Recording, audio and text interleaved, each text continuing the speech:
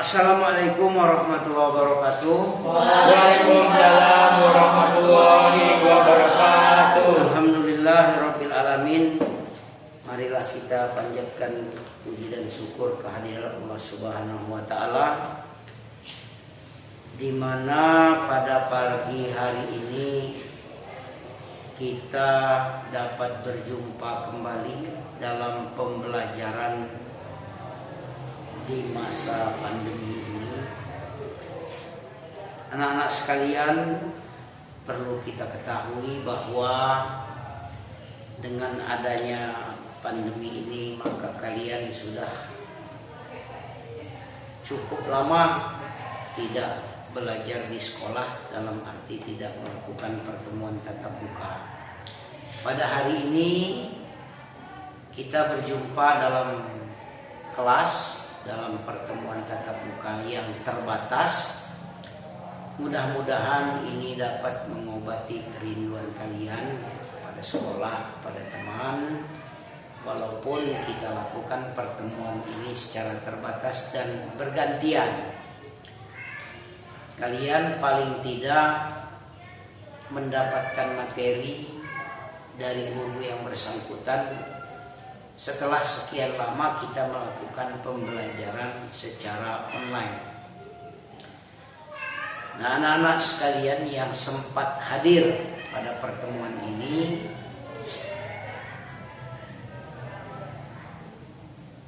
kita pada hari ini akan belajar seperti biasa. Mohon kalian perhatikan apa-apa yang nanti akan Bapak berikan penjelasan.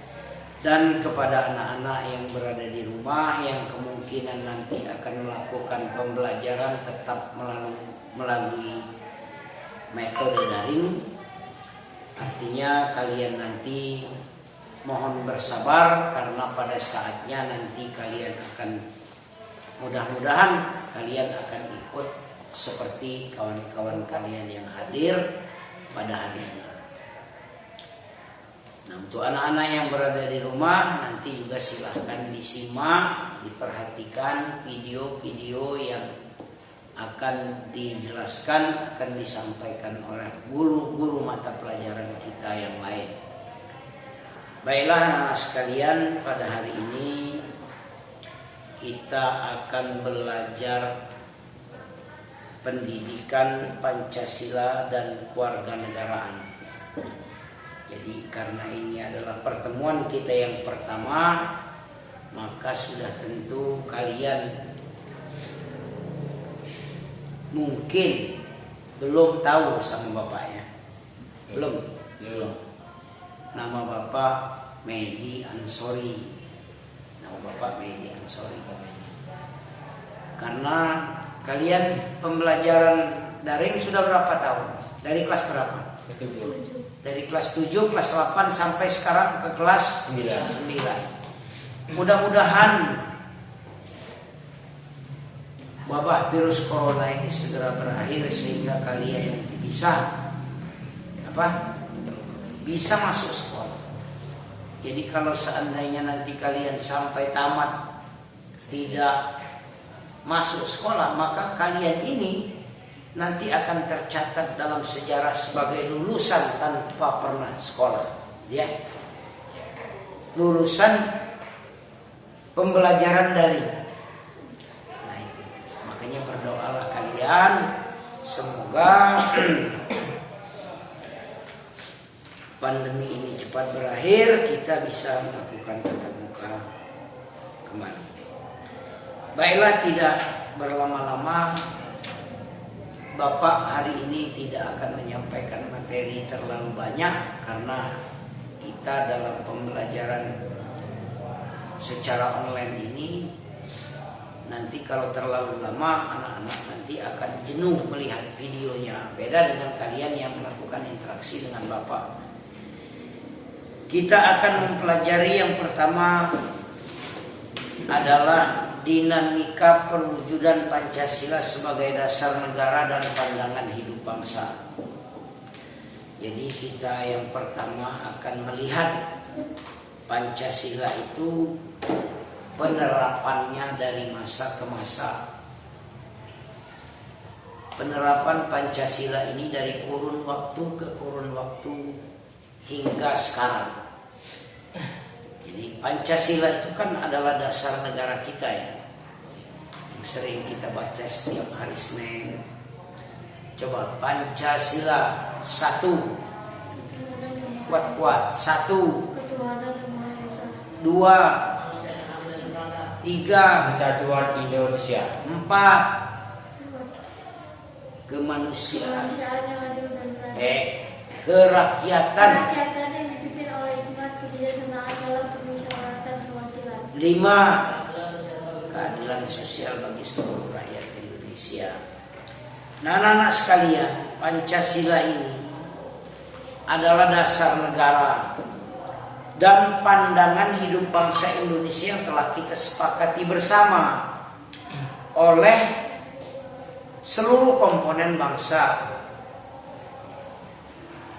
Telah kita sepakati sebagai dasar negara dan sebagai pandangan hidup bangsa.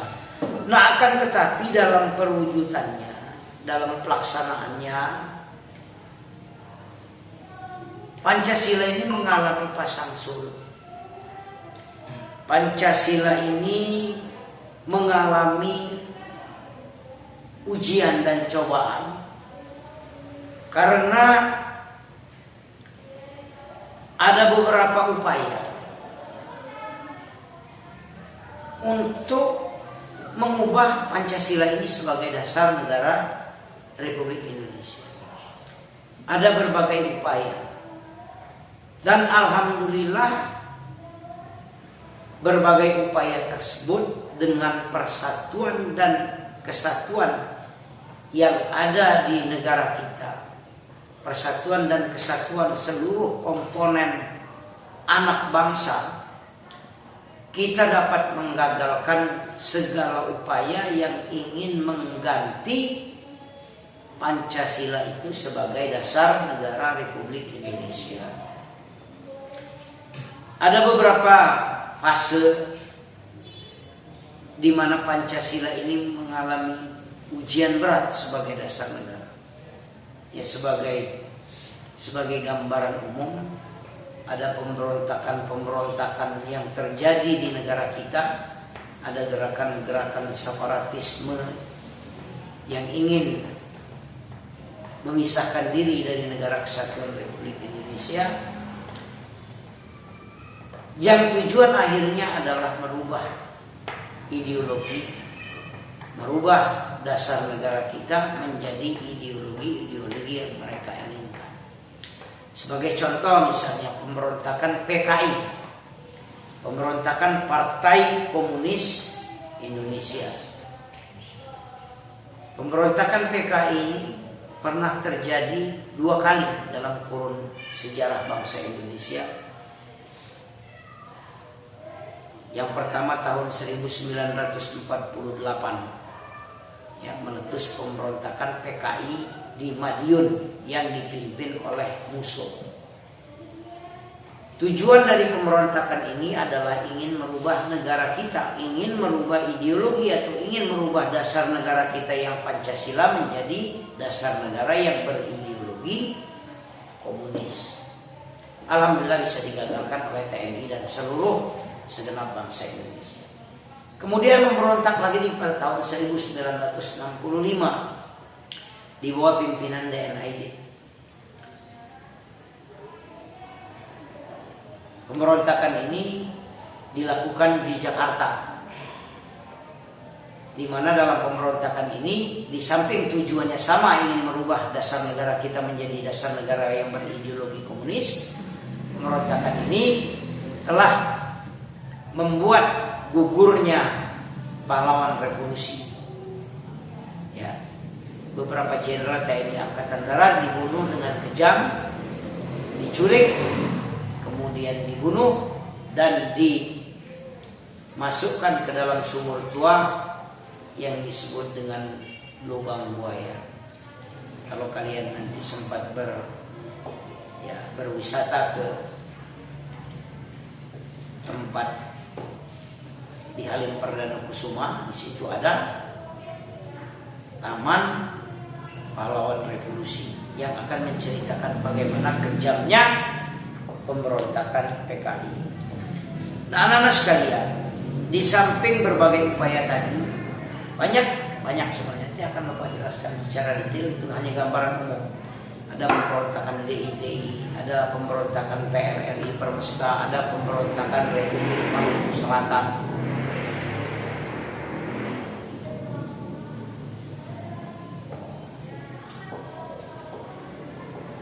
Itu yang sudah kita tumpas. Nah, beberapa tantangan ke depan. Pancasila ini untuk menghadapi gerakan-gerakan separatis ini masih ada. Katakanlah seperti sekarang OPM, organisasi Papua Merdeka, RMS di Maluku secara skala kecil masih ada. Kemudian gerakan Aceh Merdeka, riak-riak kecil juga masih ada. Belum lagi dengan pemahaman-pemahaman tentang separatisme, terorisme, berpikiran agama secara sempit, belum lagi dinamika antar bangsa kita, di mana kita adalah negara dengan berbagai macam keanekaragaman. Ada perbedaan suku, ada perbedaan ras, ada perbedaan bahasa, ada perbedaan budaya. Ini merupakan tantangan bagi Pancasila. Dan Pancasila ini adalah dapat mempersatukan kita. Dari kita yang berbeda-beda, kita berada di bawah satu pondasi hukum negara kita, yaitu Pancasila. Sehingga kita dalam bingkai negara kesatuan Republik Indonesia ini kita dapat bersatu walaupun kita berbeda-beda suku, seperti yang tercantum di dalam lambang negara kita itu, ya kan, Pancasila lambang negara kita itu. Kemudian di bawahnya ada tulisan Bhinneka Tunggal Ika, berbeda-beda tetapi tetap satu. Biarlah kita berbeda suku, biarlah kita berbeda agama, biarlah kita berbeda budaya, berbeda bahasa, tapi kita tetap satu, yaitu bangsa Indonesia. Biarlah kita budaya berbeda-beda, tapi kita tetap satu. Budaya apa? Budaya bangsa Indonesia, budaya Timur, yang menjunjung tinggi nilai-nilai kesopanan, kesantunan. Biarlah kita berbeda bahasa kita tetap satu, yaitu bahasa Indonesia. Suku kita banyak, dari Sabang sampai Merauke, ya, dari Miangas sampai ke Pulau Rote. 17.000 pulau negara kita. Negara kita adalah negara kepulauan, di mana setiap pulau itu ada masyarakat asli yang mendiami, yang bahasanya berbeda-beda, budayanya berbeda-beda, keyakinan agamanya berbeda-beda. Biarlah kita di dalam perbedaan-perbedaan, biarlah kita berbeda dalam suku, tapi kita tetap menjadi sebuah bangsa, yaitu bangsa Indonesia. Harus kita syukuri.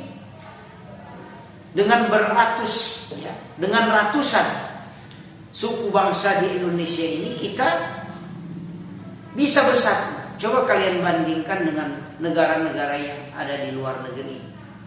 Bangsa yang ada di Nigeria misalnya. Di Nigeria itu hanya ada suku Hutu dan suku Tutsi. Mereka perang saudara, saling membunuh. Kemudian di Yugoslavia, mereka hanya beberapa suku. Ada suku Kroasia, etnik itu suku, etnik Serbia, etnik Bosnia, kemudian etnik Serbia, Bosnia, satu lagi apa? Ada satu lagi, ada 3. Mereka juga perang saudara.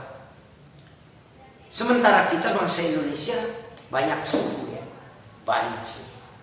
Alhamdulillah, dengan bingkai persatuan yang kita jadikan Pancasila sebagai pedoman bangsa Indonesia dalam berbangsa dan bernegara, kita sampai saat ini masih bisa bersatu dalam bingkai negara kesatuan Republik Indonesia.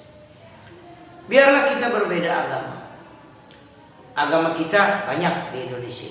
Ada agama Islam, ada agama Katolik, ada agama Protestan, ada agama Hindu, ada agama Buddha. Kemudian ada aliran kepercayaan terhadap Tuhan Yang Maha Esa. Ada agama Konghucu. Tapi kita tidak perang agama. Itulah pentingnya persatuan dan kesatuan. Walaupun kita berbeda-beda agama, biarlah kita satu. Bangsa Indonesia adalah bangsa yang bertuhan, gitu ya. Makanya sila pertama adalah sila ketuhanan yang Maha Esa. Nah, masalah Tuhan yang mana yang ingin kita yakini, silakan. Ya, silakan yakini Tuhan yang menurut suku-suku, menurut penduduk-penduduk yang mendiami wilayah-wilayah tersebut yang mereka yakini. Karena negara menjamin keyakinan umat beragama, kemudian menjamin untuk umat beragama itu melakukan ibadah sesuai dengan agama dan kepercayaannya masing-masing. Biarlah kita berbeda-beda agama, biarlah nggak masalah. Yang penting kita saling menghormati, kita saling menghargai, kita tidak mengganggu umat agama lain. Biarlah mereka beribadah, silahkan. Kita beribadah, jangan diganggu. Kira-kira itulah wujud daripada toleransi itu. Ya, toleransi itu seperti itu. Jadi memberikan kesempatan kepada umat agama lain untuk melakukan ibadah sesuai dengan kepercayaan. Jangan diganggu. Itu. Nah, kerukunan di dalam umat beragama ini penting. Karena banyak negara yang hancur, banyak negara yang terganggu stabilitas keamanan bangsanya karena isu-isu agama. Ya, karena isu-isu agama. Karena agama ini sensitif, ya, sensitif agama itu, maka kita tidak boleh menghina agama lain, kita tidak boleh menjelekkan agama lain. Biarlah, kalau kita yang beragama Islam sudah jelas, koridornya sudah jelas. Agamaku agamaku, agamamu agamamu, untukku agamaku, untukmu agamamu. Gitu kan? Ya, tidak akan saling mengganggu. Itu yang kalau kita umat Islam sudah meyakini. Sementara perbedaan itu adalah hukum alam, ya, sunnatullah, hukum alam. Artinya manusia dijadikan berbeda-beda. Tidak ada manusia yang sama, ya. 1 miliar manusia, maka 1 miliar pula mukanya. Walaupun dia kembar, mesti ada beda. Itu. Apalagi yang lain. Apalagi yang kita memang sudah jelas-jelas berbeda. Jadi tidak usah kita mempertajam perbedaan. Yang perlu kita kembangkan itu adalah memahami perbedaan itu untuk kita berikan permakluman. Jadi kita memaklumi kita berbeda, marilah kita hidup bersama dalam perbedaan ini. Ya, nggak enak kalau sama. Yakinlah nggak enak. Kalau sekolah perempuan semua enak nggak? Ya. Atau laki-laki semua, atau orang suku Jawa semua, atau suku Semendo semua sekolah enak nggak? Nggak, mesti bervariasi baru enak. Pelangi itu indah karena terdiri dari berbagai warna, gitu. Bunga itu indah karena dia beragam bunga dan aroma warnanya. Taman itu indah karena terdiri dari banyak warna-warna bunga. Gitu kan? Ya. Coba kalau bunganya satu aja, bunga itunya bosan gitu. Makanya perbedaan itu indah sebenarnya kalau kita mau memahami perbedaan. Jangan perbedaan itu dijadikan alat untuk kita menjelek-jelekkan, mencari kelemahan orang lain. Tidak boleh. Inilah tantangan Pancasila. Di samping tadi Bapak sudah jelaskan berbagai upaya yang ingin menggagalkan Pancasila itu sendiri, kemudian Pancasila ini juga ya, yang mempersatukan bangsa Indonesia ini, yang terdiri dari berbagai macam perbedaan tadi, sehingga alhamdulillah sampai sekarang bangsa Indonesia ini masih berdiri. Kemudian Pancasila ini sesuai dengan tuntutan zaman, ya. Jadi tidak ada istilah, udahlah Pancasila itu sudah kuno Pancasila, sekarang sudah zaman modern. Tidak. Nilai-nilai Pancasila itu sesuai dengan tuntutan zaman. Misalnya menilai ketuhanan. Apakah dengan bertambahnya kemampuan teknologi, kemampuan informasi, lalu kita tidak perlu bertuhan? Kira-kira dengan berkembang pesatnya teknologi, informasi, teknologi, komunikasi, kemudian teknologi ilmu pengetahuan, apakah lalu kita tidak perlu bertuhan? Masih. Artinya ketuhanan ini sesuai tuntutan zaman. Bahkan di alam modern, ya, di mana kehidupan masyarakat, di mana gaya hidup yang ada di masyarakat, kalau kita perhatikan justru kita harus mendekatkan diri kepada Tuhan, ya. Kalau kita mau selamat dari kehidupan di dunia. Coba kamu lihat sekarang, ya, dengan perkembangan teknologi, misalnya teknologi gadget, ya, teknologi HP.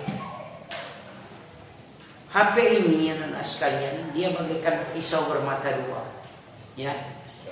Kalau kalian gunakan untuk hal positif, maka kita belajar online kalian bisa lakukan dari HP. Dia gudang ilmu kalau kalian gunakan sebagai misalnya untuk mencari bahan-bahan materi. Tetapi juga di dalamnya banyak hal-hal yang bersifat negatif. Yang membuat kalian lalai. Yang membuat kalian kecanduan, misalnya kecanduan game online, kecanduan melihat gambar-gambar porno. Ya. Kalau orang tua tidak bisa memantau kalian 24 jam. Orang tua paling cuma bisa mengingatkan. Nah, gunakan HP secara benar, secara bijak. Setelah kalian masuk ke dalam kamar, orang tua tidak punya lagi kemampuan untuk melihat kalian. Tidak mungkin orang tua akan menyita HP kalian. Orang tua akan tidur bersama kalian. Tidak mungkin. Tidak mungkin. Guru apalagi ketemu jarang. Kadang kalau kita tatap muka seminggu 1 kali dengan guru yang bersangkutan. Paling-paling pun hanya bisa memberikan nasihat. Tapi kalau kalian takut kepada Tuhan, ya, kalau kalian takut kepada Allah, kalian yakin bahwa Dia melihat kita, gitu, ya.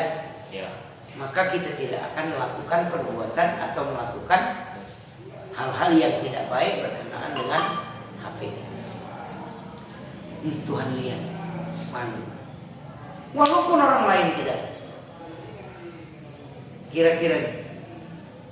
Artinya kemajuan teknologi justru kita harus mendekatkan diri kepada Tuhan. Itulah yang akan menyelamatkan kita.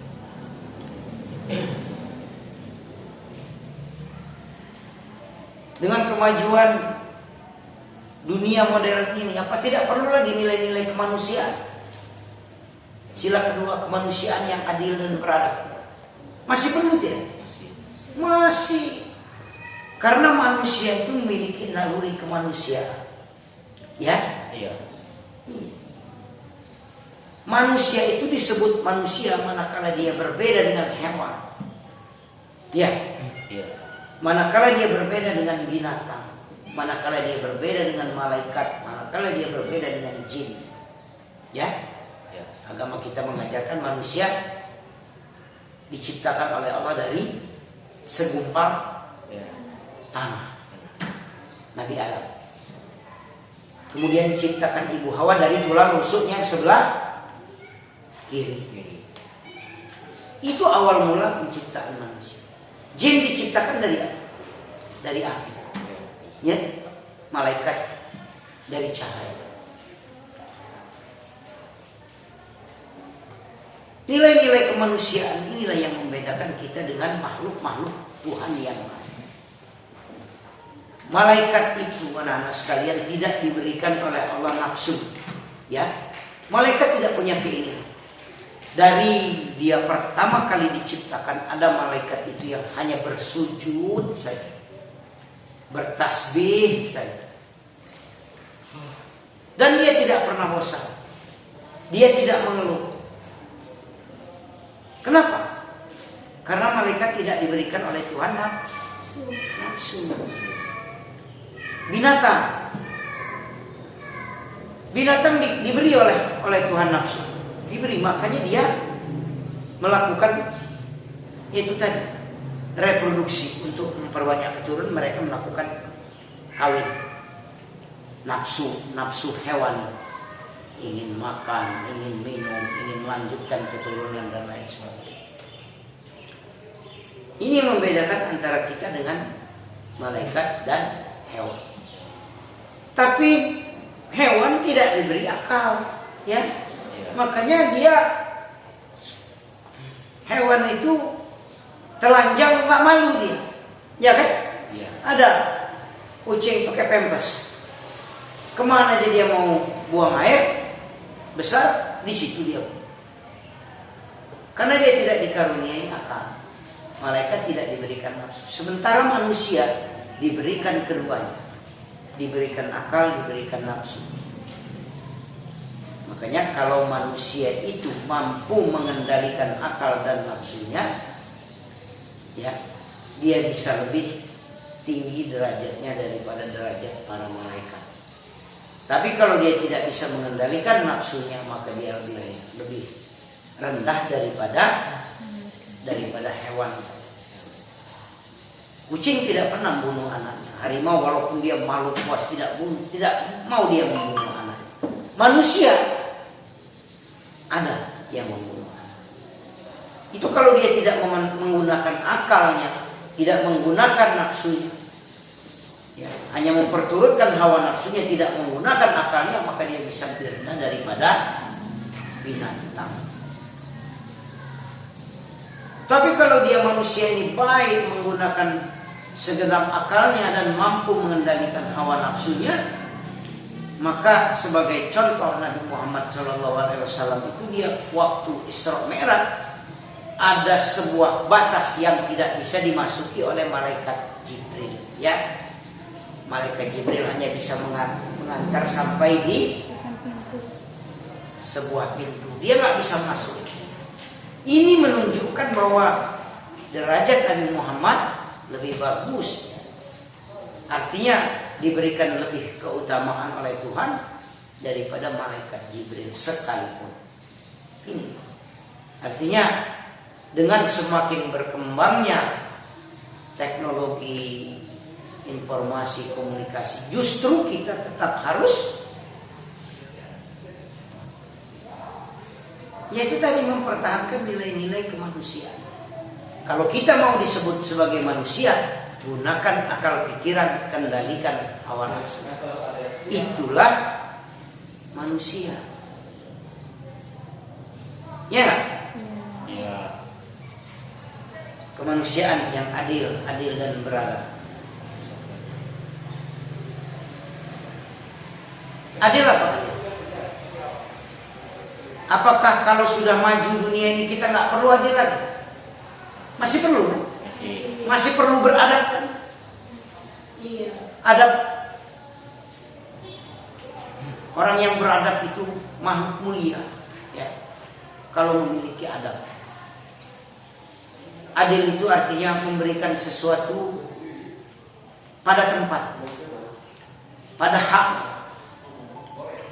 Adil itu tidak mesti sama, ya, nggak mesti rata. Karena keadilan bukan sama rata. Anak TK kasih 2.000, anak SMP kasih 2.000, anak SMA kasih 2.000. Jumlahnya sama, adil nggak? Iya. Atau anak TK 10.000, SMP 10.000, SMA 10.000. Adil nggak? Enggak adil.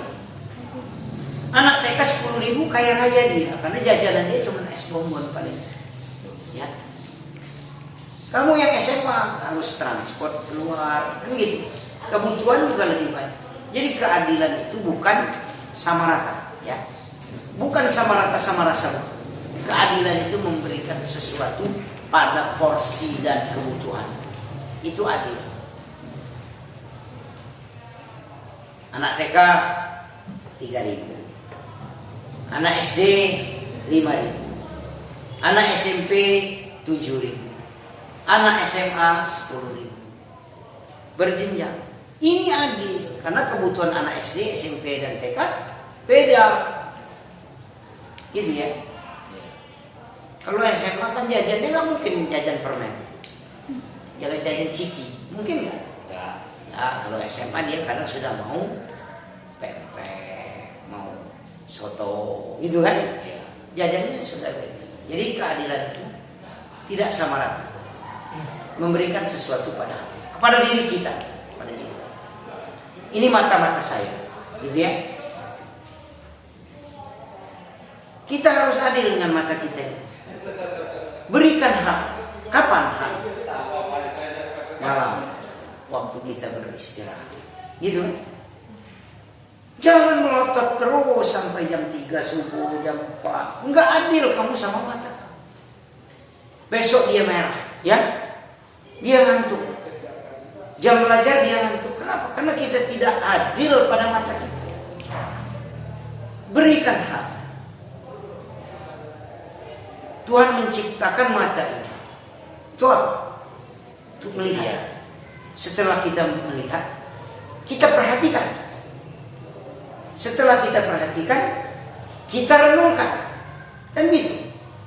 Kalau cukup melihat saja, cukup nggak melihat saja? Ya. Melihat itu baru ada guna dan manfaatnya kalau kita sertai dengan memperhatikan. Ya. Setelah kita memperhatikan, direnungkan. Kamu melihat misalnya ada kupu-kupu. Nah, udah, itu melihat. Kalau kamu perhatikan, alangkah indahnya kupu-kupu. Ya, kemana dia setelah terbang ini?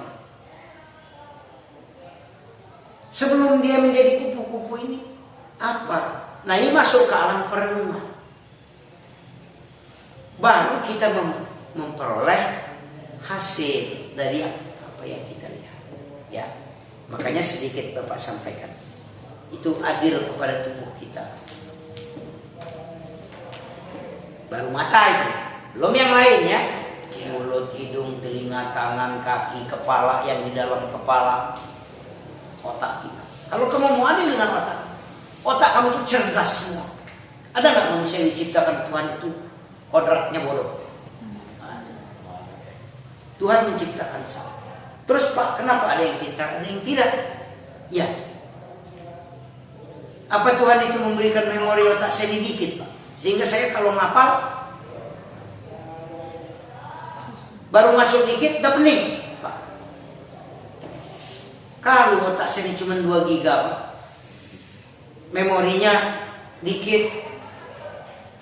Terus apa? Sinyalnya lemot ya.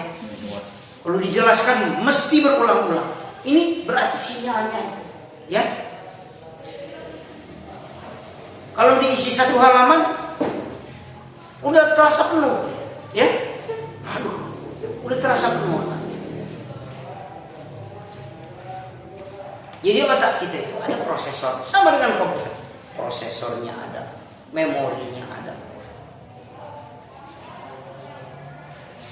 Tinggal kita yang menggunakan. Makanya otak itu perlu diasah untuk membuat dia cemerlang, untuk membuat dia mau menerima informasi secara cepat. Dia harus dilatih agar memorinya banyak, harus diisi. Karena otak kita itu anak-anak sekalian, sebenarnya ilmu yang ada pada kalian itu tidak hilang, cuman kamu gak tahu di mana tempatnya kan. Sekarang belajar PPKN, Bapak tes. Ilmu yang lain itu hendak di bawah, bukan hilang, ada dia. Bapak tes 5 kali 8, 5 kali 8,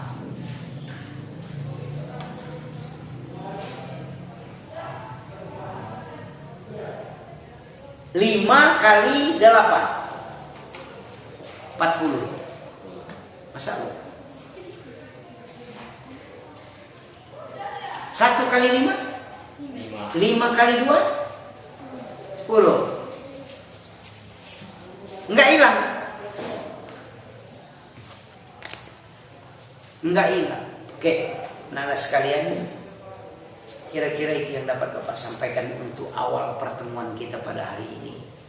Jadi sebagai penutup, Bapak sampaikan ada sebuah falsafah pendidikan